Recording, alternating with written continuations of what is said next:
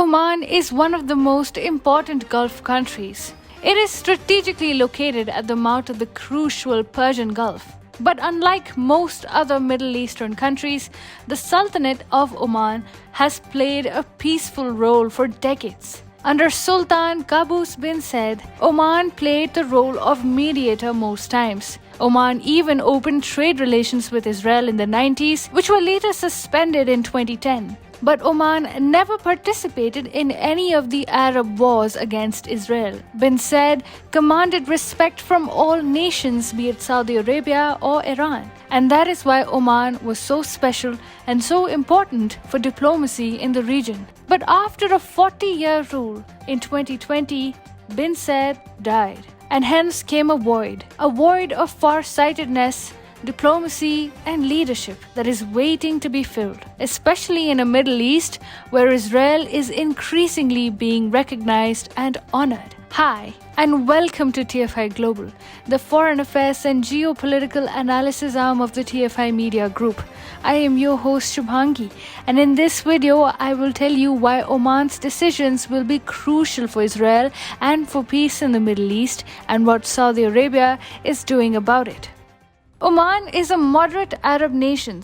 It has good ties with most of the regional powers in the Middle East. So surprisingly, on the 10th of July this year, Oman's foreign minister announced that Oman will not be the third nation to join the Abraham Accords and normalize ties with Israel. However, on the 12th of July, it was reported that the Sultan of Oman had landed in Saudi Arabia on Sunday, the first time in a decade. It is a sign of shifting alliances in the Persian Gulf as Saudi Arabia reaches out to powers with cordial ties with Iran and pushes for Israel's recognition. Oman's announcement to not normalize relations with Israel is a sign of low political confidence in the leadership of the nation as of now. Oman's former leader Qaboos bin Said died last year on the 10th of January. He was a strong leader with the confidence of the people of Oman, and he could have done the job. His successor and cousin bin Tariq Al Said took over the reins and has been ruling ever since. But since then, he has not enjoyed the same confidence as his predecessor, as displayed by the hesitancy in joining the Abraham Accords. It was earlier reported that Saudi Arabia and Iran met in April. It was their first high-level meeting since Riyadh severed diplomatic ties with Iran in 2016. In May, a second round was held in Baghdad. There isn't likely to be a complete regional breakthrough anytime soon, and the two parties have yet to agree on particular steps. However, these meetings are a sign that a major rearrangement of regional alliances is currently underway in the Middle East. The first two rounds went well enough to merit a third round, which will most likely take place in the coming weeks.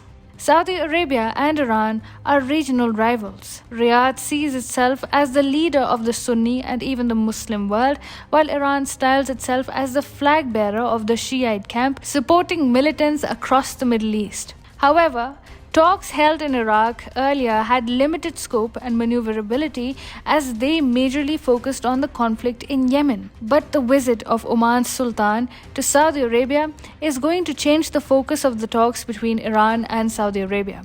Oman has always played the role of the facilitator in the region. Iran and Israel are also regional rivals, and therefore it was necessary for Oman to subdue any talks of normalization with Israel. Just for now, Oman presents Saudi and Iran with a certain level of neutrality and goodwill with their diplomatic approach to the regional conflicts. However, in its dealings with Oman, Saudi Arabia is set to push for Israel's recognition. If the reports are to be believed, the talks between Saudi Arabia and Iran will shift to Oman, and thus the scope of engagement between the two regional rivals will be extended, as opposed to when the meetings took place in Baghdad, where proxies for both the parties were in conflict. Oman's neutral facilitation cannot last long, however. One of the best things about the Sultan's visit to Saudi Arabia is that the leader of Oman signed a memorandum of understanding to establish a joint coordination council that aims to coordinate their stances in all fields. Saudi Arabia, a big player in the region and a proponent of the Abraham Accords, will push Oman to normalize ties with Israel.